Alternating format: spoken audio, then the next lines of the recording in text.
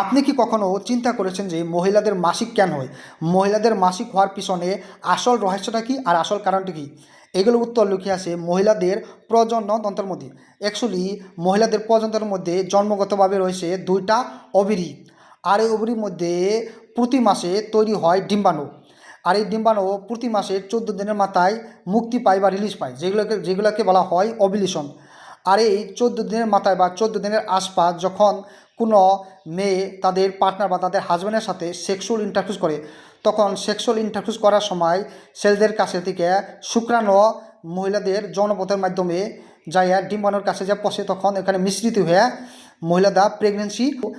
বাইসেন ছেলেদের শুক্রাণু মেয়েদের ডিম্বাণুর কাছে আসতে পারে না বা মিশ্রিত বা ফার্টিলাইজ হতে পারে না।